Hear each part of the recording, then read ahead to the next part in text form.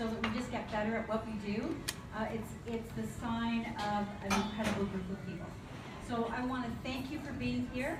I want to thank the people who are going to be presenting. I'm so excited to hear about the things that you do in your classrooms. And I want to just take a second to thank Tina Zita and the other ITRTs because they did all the organization.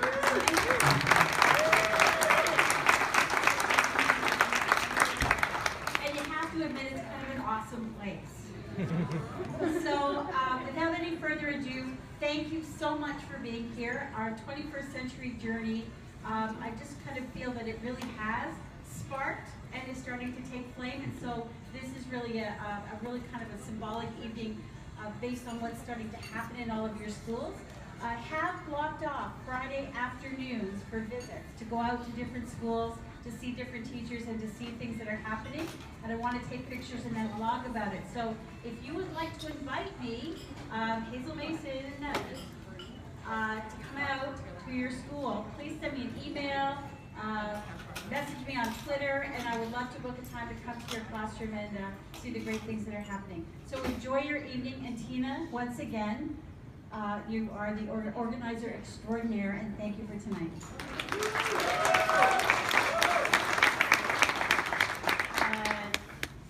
I won't, it's okay. So thank you guys for coming out. We know this is a bit of a different type of event. I remember direct messaging Lawrence and saying, I just spoke at an Ignite talk, and then I went to the Duke of York for one, and I said, this is what we need. We need a chance to all come together and to have this chance to kind of see what's happening in the board. So I know that our presenters are very nervous. A lot of them, this is their first time. We know you guys are just going to be so accommodating if things go awry, and it's probably my fault because I've already been attending. Just as the night's going on, we also have Feel 21st. And we'll talk at the end of the talk just about a couple things that are out there.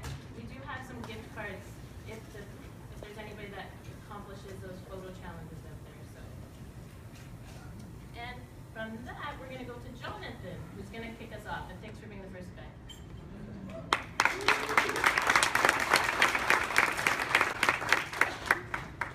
I hate microphones. So I had this amazing talk for the last 2 weeks kind of planned, and this morning at 5 o'clock I decided to change my mind.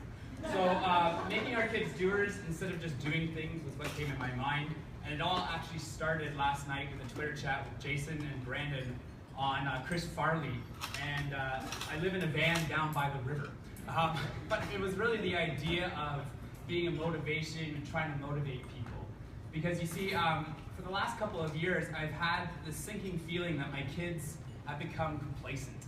That they've just kind of come to school to do school, to be part and sitting there. And I don't really think that this is their fault per se. As I've been reflecting, I keep saying these things over and over again. Why don't they get it? Didn't they learn this last year? And why am I doing this review over and over again? The problem is that every year the kids change, I'm the only common denominator. I would also make these amazing lessons, you know, the ones that teachers have to jump through hoops for, and the big bang, and you're like, hey, come on kids, get it. And they just kind of go through the motions and do it. It was almost like leading a horse to water and not making it drink. And I just kept thinking, I want my kids to be in charge of this. I want them to be the thinkers. And I don't want to be the leader anymore. Which is why I keep saying for over and over again for the longest time, we need to make our kids doers of things and not just doing things. The problem is, how do we do this and how do we accomplish this? I think as teachers, we need to harness our inner child. We need to think what it's like to be a kid again, to inquire, to wonder. But I think as kids, as teachers, we need to be more kid. That kind of reflects back to my own childhood and my dad telling me, you know, when you grow up, you'll understand what I'm telling you. And don't tell him. But really, my dad didn't really have, he's an immigrant coming to Canada. My grandfather lived in Britain at the time, and things on his own. So this is what he instilled in us. Even when I asked him to go change the tire, how do you change the oil, he just said, go do it. or even when I had to do different, go do it. It really wasn't much of a help, but it did allow me to think outside of the box, and to be honest, now through all this thing, my dad did help me, and he did kind of lead me as we went around, but it really was about the learning journey. It was experiences, and as I said, I'm very appreciated for it, though I do appreciate it. It's being in that state of disequilibrium. And I know we've seen this graphic before, being in our comfort zone, and we love being in our comfort zone, being in our fluffy pajamas and just sitting there. But really, the learning has to be outside. So the keynote speaker was Maui Asagam, and he said to us, my goal was to run 1 mile in under 5 minutes. He goes, do you think I did it? I'm like, yeah, I think you did. No, I didn't. So he just said that we were out. The idea of this was that one day I was working with the electrical cars with my grade 6s, not knowing anything about electricity, when all of a sudden I felt a jolt. But the idea is that school really hasn't been about learning. It's been about information gathering. And Mary Dueck kind of puts it as like making a sausage. We've thrown all these things into a grinder, formations of sausages. The problem is that information has changed so rapidly. Remember these things? They sat on the desk and now they sit on kids to be thinkers. We want them to be able to rapidly take that information and apply it in a new way. Change and some thinking with our own selves. We need to train our kids to be to do things and learn how to learn, not just for the sake of learning. I always throw a math quote in, being a math guy. It's about the goal is to let all our students believe that they are the author. Our students for today, because in so doing, we train them to know what may exist. But all we want is to help them grow for future-ready students. Thank you very much. Class flowing wasn't on my bucket list, but I figured all I had to lose was $60 in a couple of hours. And I was pretty sure they would no longer be in business if they let people get burnt. Started off fine. But once I was sitting down in that hot seat, I started to freak out a little bit. I couldn't get a full breath, my brain was racing, and I was pretty sure I was going to throw up. And then I had an aha moment. The feeling that I was having was the same feeling that some students have every time they go out for recess, or walk into the gym, or present in front of their peers. The fear of failure, of making a mistake, of looking like a fool, of getting laughed at was all for just a few seconds more frightening than getting burned by molten glass. How crazy is that? But we know that fear isn't always logical, because it was a glass blowing workshop. I wasn't learning how to do open heart surgery. As adults, we can often say no to things that scare us. But how often do we give students that option? I thought I was an empathetic teacher before, but that glass blowing workshop changed my practice. And so did a Maltese language school and AQ courses and trying to learn how to paint a seascape. Every time I'm a student, I become a better teacher because I'm reminded of what it's like to be a student. And it changes who I am and how I do things in the school and in the classroom. A few months after that glass-blowing workshop, a keynote speaker at a conference told us that if we didn't know what a Twitter handle or a hashtag was, we were becoming illiterate. Well, I knew what a hashtag was, but his words hit home because I had to admit I had been holding back from using social media because I was afraid of making a mistake or looking like a fool. And I really didn't think I had anything worth sharing. But once I started to use Twitter on a regular basis, I started to learn so much about teaching and learning. I couldn't believe what I was missing. And I gained a network of people all over Peel and all over the world who were willing to share their expertise and ideas, and they were only just a tweet away whenever I needed help. I have been getting really good at admitting that I don't know very much, and the stuff that I think I know might very well be wrong. And it turns out that there's some science behind stepping outside of your comfort zone. I'm not talking about selling all of your possessions and going all eat, pray, love, but stepping just outside of your comfort zone is actually good for you.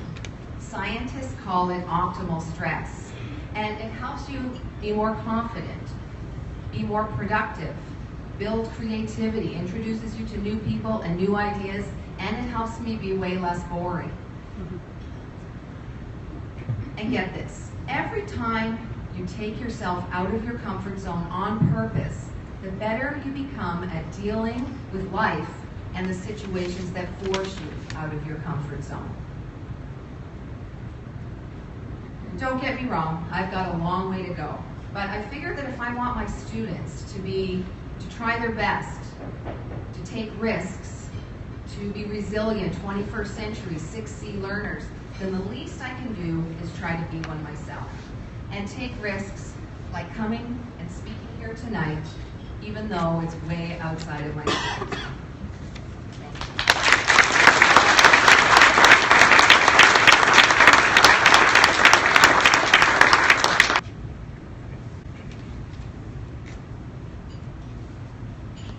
What is Minecraft? And why am I here talking about Minecraft when I could be at home on my couch with my son in my pajamas playing Minecraft? Well, let's start from the beginning.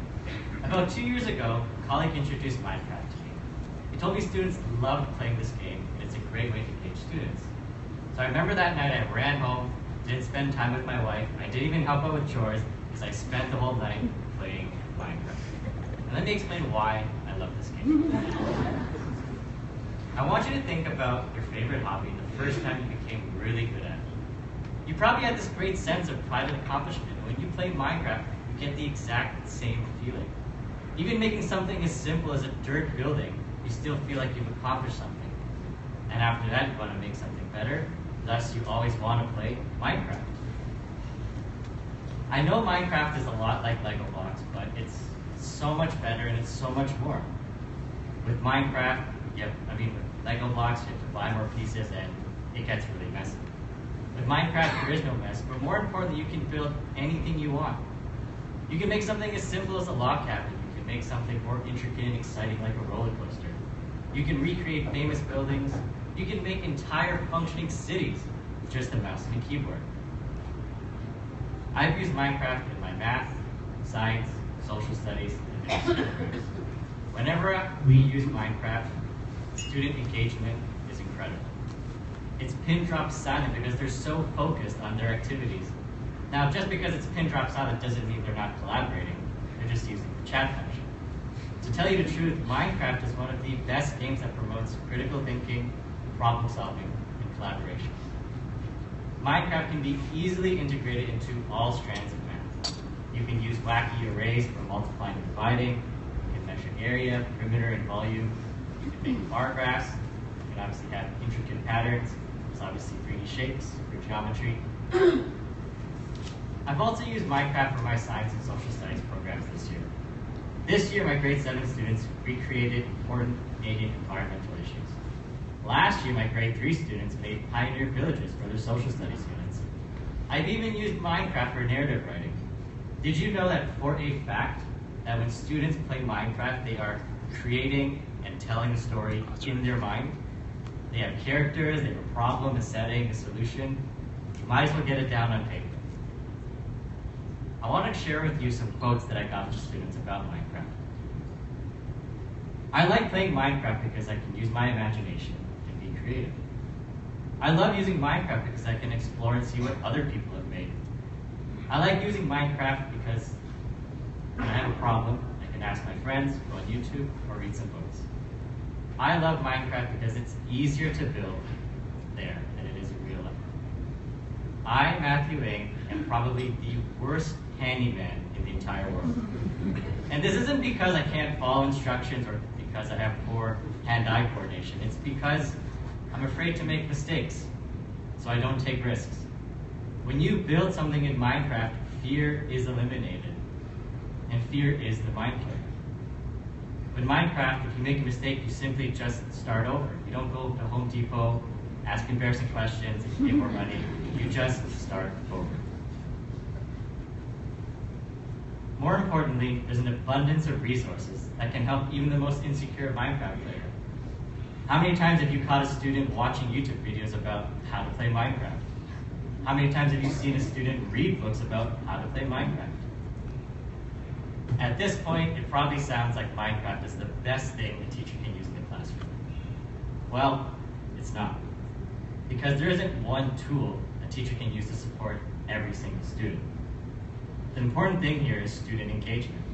And what that means to me is providing our students with an opportunity to choose the best way for them to learn. And Minecraft really is just one more thing that should be on the table for them to choose from. Excitement ignites the spark in people. It's an addictive sensation that causes people to put 110% effort. How many times have you heard a student say, "This is so boring, I don't want to do this"? Whenever I hear that, it's just unacceptable and it's heartbreaking. I know as a teacher I'm supposed to fulfill curriculum expectations and coach teams, but I think I'm here to help ensure my students succeed. The only way to do that is with student engagement, making sure they're excited. That's why I believe Peel 21st Century Learning. Guests make it real. Students buy in. We had visits to the classroom. We also connected via internet. We brainstormed questions to ask our guests and shared them on a Padlet before their visit. We were excited to learn new things. Councillor Mezzapelli shared Bolton and Caledon's growth plans. I was fascinated by students' questions. They were troubled by Bolton's projected growth. Most wanted it to stay the same. They asked thought-provoking questions. This visit connected them to their community. Mrs. Broadbent, a Bolton expert, shared many artifacts and stories during her visit. She provided us with info about every stop on our Guide Go tour, information we couldn't have gotten elsewhere. She even shared that William Lyon Mackenzie would have secret meetings in the Bolton Mill to rally his supporters and plot their next move. Next, we connected via Google Hangout with the ROM to get helpful tips about using the Guide Go app. They use it for their self-guided tours. This was my first time using Google Hangout. Connecting with the ROM made it real for the kids. They had great questions for our expert. Google Classroom was our main communication hub. This was my first attempt at using it. I played, experimented, and learned, and of course, sent many panicked tweets to my ITRT when I needed help. The learning curve was quick. Students' feedback was very positive. GAF, Google Apps for Education, was again something new for me. I was learning with my students. We troubleshot together daily. Students loved the collaborative feature, and a number of students could work on the document at the same time, even in different locations of the school. PAMA, Peel Archives. We contacted them to see if they could help us find artifacts for our project. Tina and I took a trip to PAMA after school one day. They were helpful. They gave us a number of digital photos, which we stored in our Google Classroom. Students used these for their research. Apps we used outside of GAF, Aviary, Paper by 53, Adobe Voice, PicCollage, GarageBand. Students loved trying these new apps. Their favorite was 53 because they could add special effects to their pictures. Again, they share tips and tricks with me. I really enjoyed the collaborative journey. I had a very supportive team. My amazing ITRT, Tina Zita, was there every step of the way, a true collaborator. My principal and vice principal backed me 100%, and many colleagues came with us the day of the tour. And of course, my students. What a team. We finished our project with a tour of Bolton using our very own Guide Go tour. We brought iPads, guests such as the area counselor, parents, ITRTs, etc. It was clear how proud the students were of their work. The very best part, according to my students, ice cream at one of the stops on the tour. A new spark has ignited from last year's research, something we stumbled upon but didn't have time to further explore. A community feature of Bolton, Bolton Camp, which is currently a hot topic in Bolton and Caledon, that has truly got my students talking, thinking, and planning. Our Bolton Camp project began with a trip to Bolton Camp last week with our feeders high school, Humberview, forging secondary and elementary collaboration. Students will prepare Dragon's Den pitches, guest speakers will come in, we'll do 3D building using Minecraft and Tinkercad, but that's a whole another Ignite talk. Student engagement, I've seen it with both projects. It truly makes a difference when the task is authentic and meaningful. Watching the students collaborate, work as a team, and be so enthusiastic engages me as a teacher. That's what motivates me to look for new ideas. Share your story with others. As educators, we are constantly looking for new, innovative ideas. We can learn a lot, help each other, challenge one another. Let's use social media to share what we're doing. For example, Twitter using the Peel 21st hashtag. If I can do it, you can too. All you need is a growth mindset, believe that you can be innovative. Take the leap, try something new. Thank you for listening. I was really afraid I was going to trip on those wires.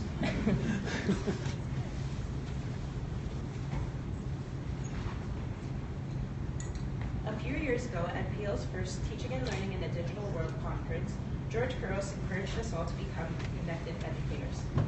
It made so much sense, instant access to a wealth of resources, and great ideas from educators from around the world. But with events like the Global Read Aloud, Adventure Day, and World Read Aloud Day, connecting my students and our classroom to the world outside of our walls was a natural next step. It didn't happen all at once, and I'm not where I'd like to be, but I'd like to share about my journey. The Global Read Aloud is an event that has been around for a few years. The goal is simple: connect over books and engage in whatever way works for you. My first year, that just meant read the book aloud and watch others connect. But each year, I've embraced it more and more. My class followed the hashtag on Twitter and added our comments about the book each week. Then we started participating in slow chat book discussions and sharing full reading responses on public Padlet. We also had a Google Talk with a class from Rhode Island. But the most impactful moment was when my class last year asked, well, how global is global? We decided to test it out and put together a Google map and tweeted it to the hashtag. 200 points were added to the map, and it got thousands of views. The kids were astounded by our reach and by how quickly the map filled up. Each of the marks was a class that was like ours, but also very different from ours. It was an aha moment for me. An Adventure, which was new this year, arranged multiple connections over one day to provide opportunities for cultural exchanges. They also included an offline piece where participating classes created an ebook chapter about their daily lives. I find big events have one downside. They seem to happen at the most inconvenient times and require a fair bit of planning. So knowing how to find connections on my own became pretty important. Services like ePals help teachers do that. Mystery Hangouts and Mystery Skypes are quick, fun ways to connect with other classrooms under the guise of sharpening geography and oral communication skills. But connections don't always have to be face-to-face. In data management, my grade 4s used Google Forms and Twitter to collect data and find out how our classes' results compared to classes from as far away as Australia and Ireland. I've also found connecting to experts to be pretty powerful. For example, during last year's municipal election, my classes were deciding who to vote for and decided to tweet the front runners directly. Hopefully, Mayor Crombie isn't listening from her office because she only favorited our tweet, but we actually heard back from Steve Mahoney or his people. Either way, it helped him gain a lot of favor with our class, and he ended up winning the mock election. Other connections have included a PhD in robotics for the First LEGO League team, an Amazon researcher for grade 4 habitats, a medical science researcher for grade 5 human body, and a number of authors throughout a unit on narrative writing. These two spent every genius hour last year writing a book about a ninja banana. During one of our author Skype calls, they were able to read a chapter of their book and hear some feedback from the author herself. In widening my focus to bringing in experts, I also started to look at who I had access to through friends and family. My students completed a video news segment assignment, and a friend of a friend happens to be a reporter, so I reached out to her. Not only was she happy to view some of the completed projects through Google Drive, she also provided feedback about them, which is more effective for them than hearing it from me. She also agreed to speak to all of the grade 5s in the school about her career. Like I said, this didn't all happen overnight, and I still run into issues. This is what one of my Google Hangouts looked like when the Apple TV decided that it didn't want to work. It took me a while to develop a toolbox and workflows to make connecting a little bit easier. Here are some of the events and tools that have helped. I've mentioned most throughout my talk, except for World Time Buddy. It has helped me conquer the annoying challenge of scheduling across time zones.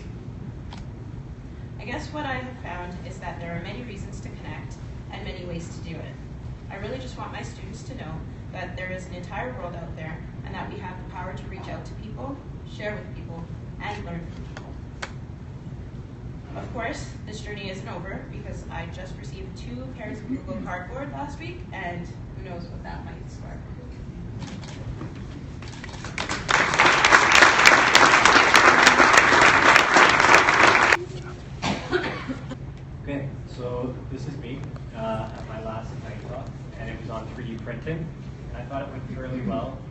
boards, I was talking to a gentleman from another school board, and he said, I like what you were talking about and everything you were mentioning, but I don't really feel like it applies to me because we don't have a 3D printer.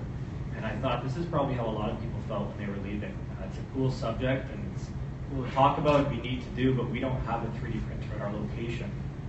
So how can we even try it? It's an opportunity lost. And the good news is I don't think it is.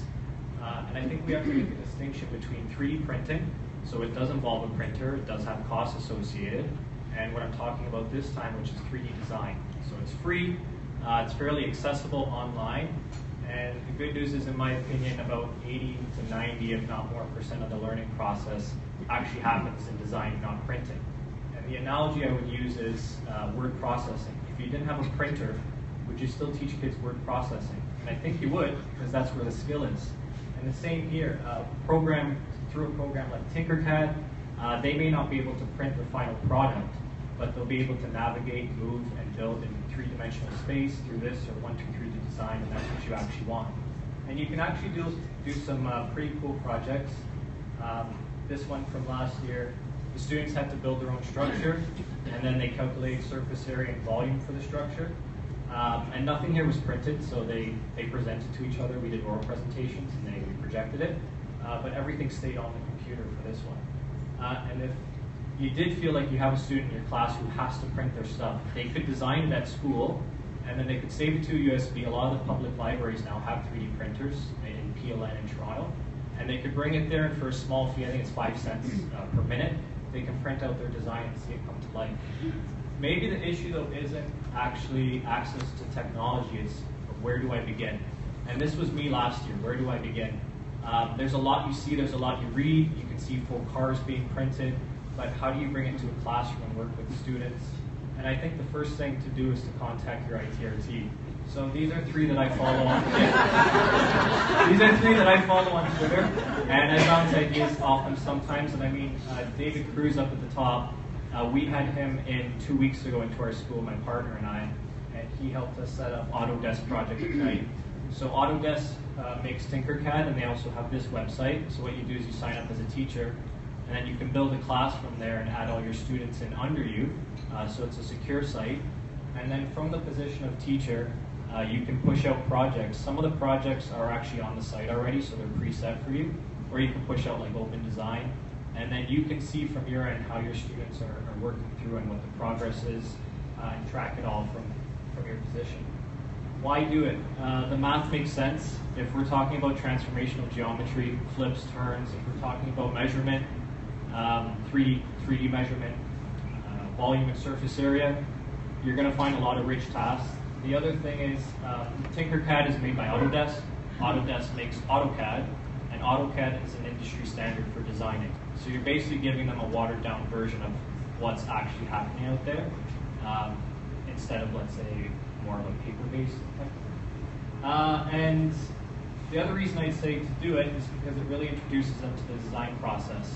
So coming up with an idea, working with that idea, getting feedback, running into errors, and then coming back to it. This was our first foray into 3D printing last year. We do have a printer on location, so we're very fortunate in that sense.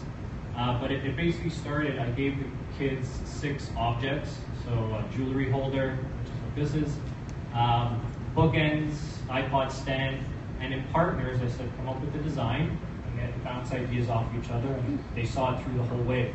I was really impressed with how quickly they caught on, and then I realized they're pretty primed for building. Not building physically, but building in 3D space.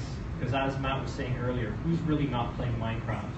And what are you doing in Minecraft besides moving around in 3D space, adding blocks, deleting blocks, moving blocks? And Tinkercad is not much more complex than that.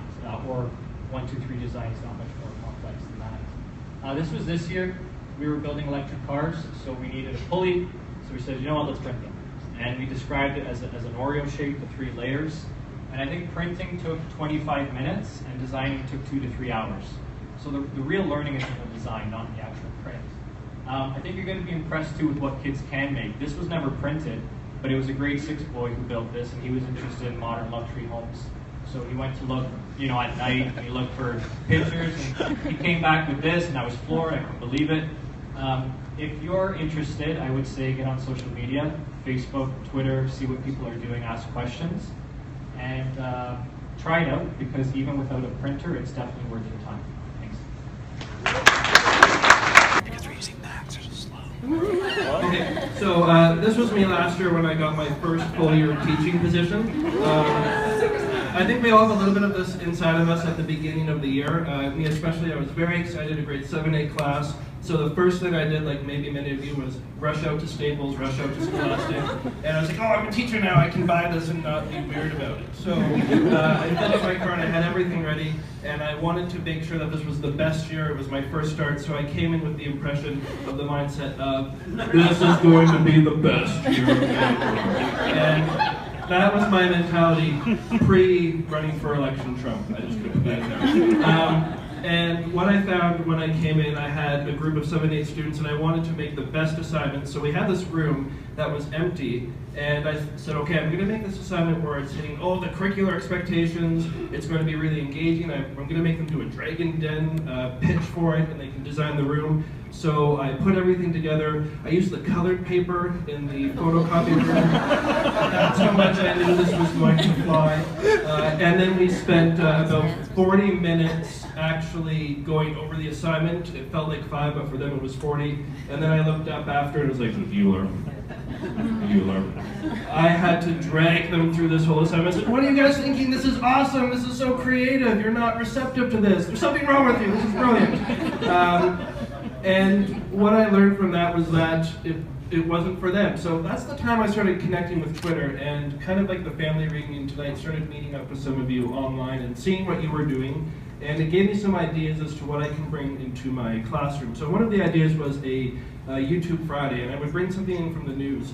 And the Mars 100 project was that, where over 100,000 people applied and 100 got selected. So I thought, oh, my friends, this must be exciting. And there was a smidge of excitement. So I jumped on that, and I private messaged one of the 100 people, kind of like a grade 3 student asking out his crush. I'm like, will you please come and talk to my class? And she immediately responded, was very receptive. I was concerned about her sleep, as you can see there for the time zone change. And the kids started to get into it. They started asking some questions. We put it up on a blog so she had an idea of what was being asked.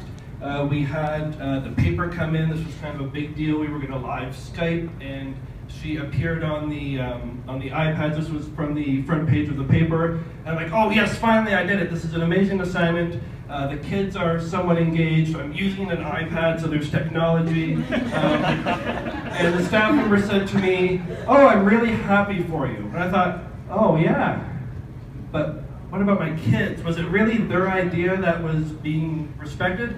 It was still me coming up with the idea, giving it to them, kind of pushing it through. So I wanted to come up with something that was for them. And that's when I started looking at Genius Hour and passion projects. And I'm like, okay, really open-ended, kids can get into this, but I don't know if I can do this. I started kind of thinking, do I have the time? Do I have the money? Do I have colored paper left in my photocopy budget? And even the staff were not, they haven't done it before, so I didn't really have that experience. So I turned back to that network on Twitter, and it happened to be last May when Tina had the Makerspace PD.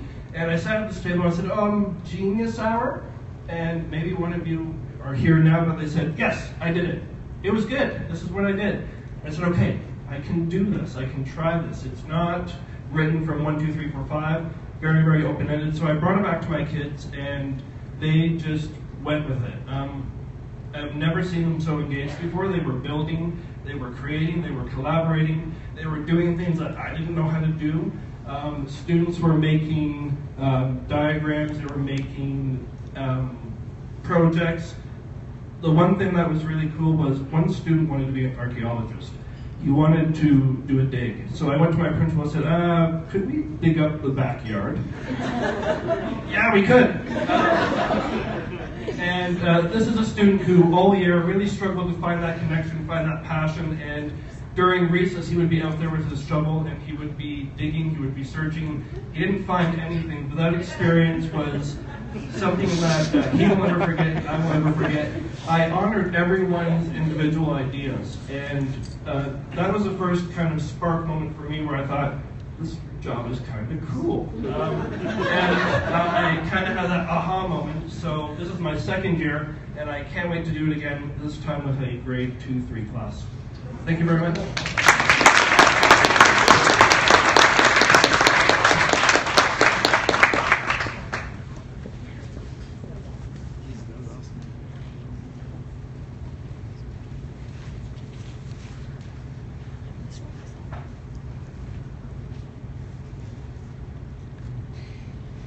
Does anyone else in the room ever get nervous when they're about to come to speak? Maybe you'll just join me for a minute then to breathe.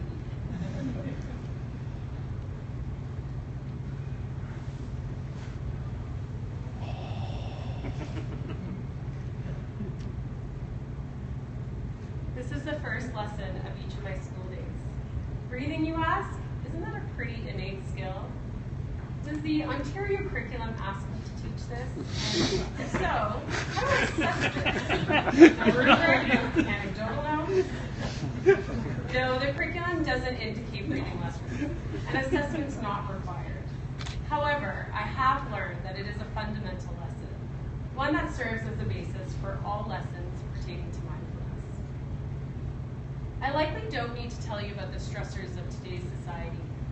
Western society is busy, it's competitive, contains many, many distractions, and is contributing to the overwhelming statistics of mental health concerns, anxiety, and inability to be fully present. Youth are not absent from this list. They arrive to our classrooms each day with their own backpacks full of worries and fears. During their studies, they may be plagued with thoughts of an ill parent, a fight, or rumblings of an empty stomach. I used to struggle with ways to accomplish what I wished to while fending off the pressures of the world.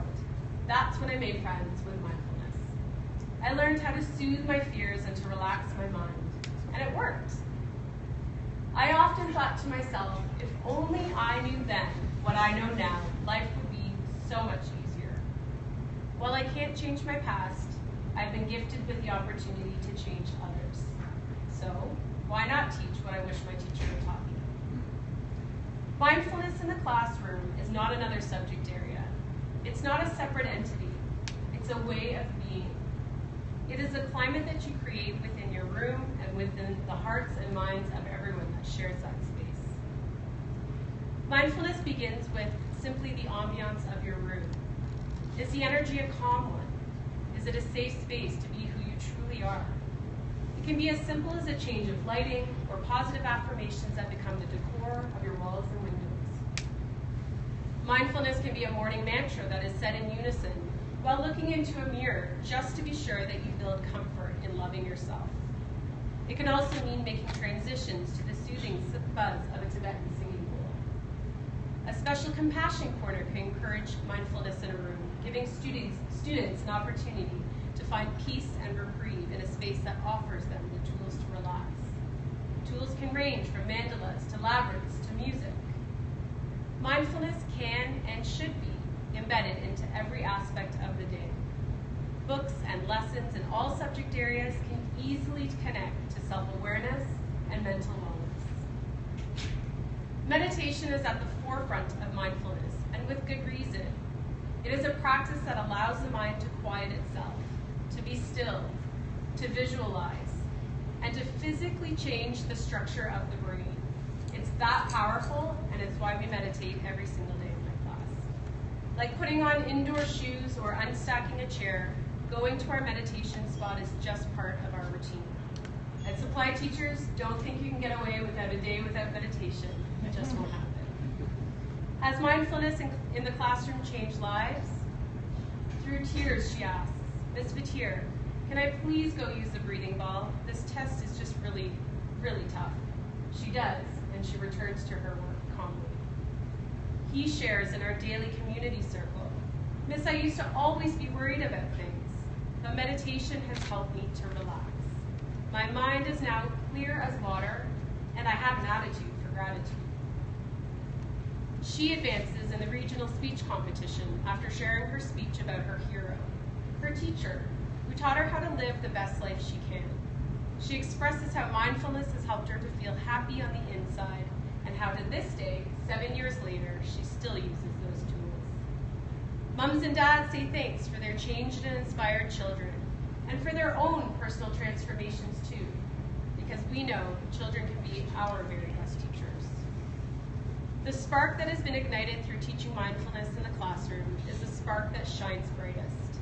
It is ever expanding and contagious.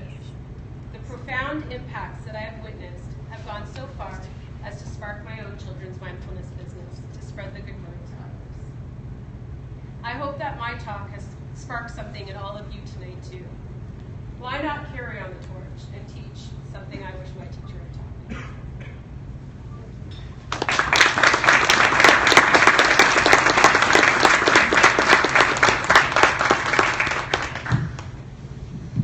All right, I'm going to do this a little differently.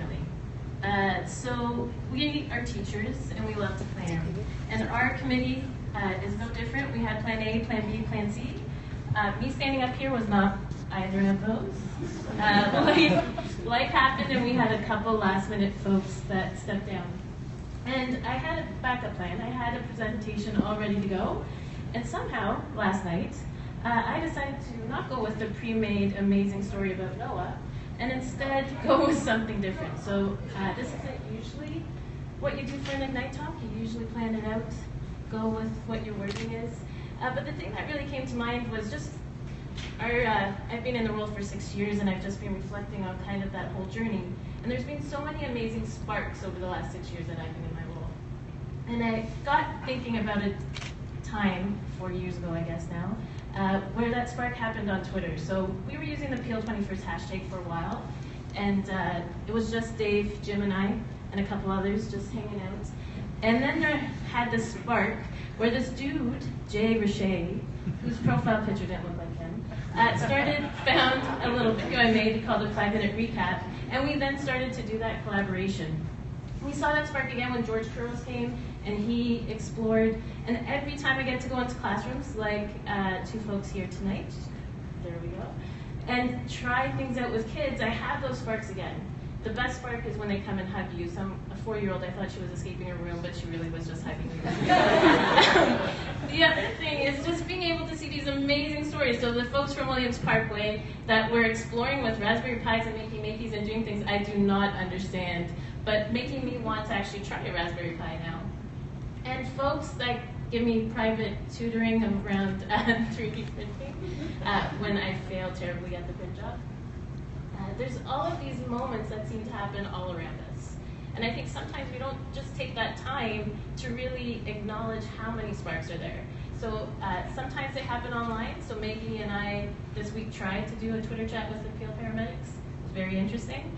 It's amazing how many times people will jump in. I put out this challenge saying I'm blogging for 10 days, and folks actually did it with me. It was like, it's just amazing to have those moments. And I get the luxury of every week going through all those tweets that you send to the Peel21st hashtag not the handle, it's hashtag, and seeing all of those wonderful stories. And it's amazing just to see how many people we have in that community that are sparking the learning of others. So if you didn't meet Ranger Ridley tonight, you should meet him. He does some amazing stuff up in with the field centers and with our kindergarten bio blitz this week, and just seeing those connections. So we hope that you, as you were exploring tonight, felt those sparks, whether you met new friends or you met old friends. I almost was doing good there. I think one of the things that came up with all of the talks was that need to play. Really, with technology and with digital learning, it's not about the tools, it's really about that play and exploring and seeing how we can find new ways to really engage our learners and empower them in that process. And really that it's not a lonely road that you're taking. Really, it's a chance to do it collaboratively. How many people in our talks tonight talked about connecting with someone else? It's awesome to be mentioned, but Laura probably taught me just as much as I got to teach her. I think that other thing was the leaping. So Debbie had that in her talk, that was a better picture, jumping off that ledge. But a lot of it is taking that risk. It's not comfortable to be the person at the front of the room that doesn't know, but we want to do that for the students in our care. Because we know when we do take that leap, when we do see that laughter, when we do see that giggle, it's all worth that nervousness that was there at the beginning of the ledge. So really the sky's the limit. There's so many possibilities. And when we're in community, I think that's when we really realize just how many moments of sparks there are all around us. So we wanted to thank you guys for all coming out. We know that you gave up of your time to be here, and we know that you gave of your stories, and you gave of your own passions as we explored. We want to thank all of the presenters for giving of their time and taking that risk and that ledge. And we hope that as you were exploring, that you felt that you made some new links to the community. It is what I enjoy most about my job, is those moments where I get to see other people, where I get to see that growth, to think back to Matt when we did the 4-part tech series, or to think of that first project with Laura. So really, we just want to leave you with that idea of what is your spark? What will you take away from tonight? What is that moment that just kind of started off your journey? And I survived. That's pretty awesome.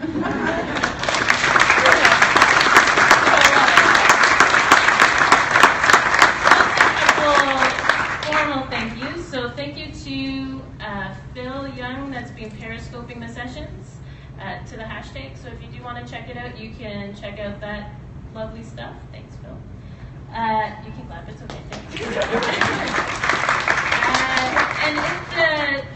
So thank you to all the ITRTs that got roped into helping at some point or another. To everybody that went through one of the crazy emails. We did have a small crew that got more of those emails than others. So if you just want to wave, we had Jonathan So, and we had Matt Oldridge, and we had Samir, and we had Tracy. There we go, they're all around the room. And thank you all for coming. We know that it is a late night. Thank you for taking your time. We just wanted to remind you that as we leave tonight, we've been using the Peel Spark hashtag tonight, but really the Peel 21st hashtag is there for you to share all those experiences, to ask those questions like Brandon was saying about Genius Hour, and to have those connection moments. And we really are super excited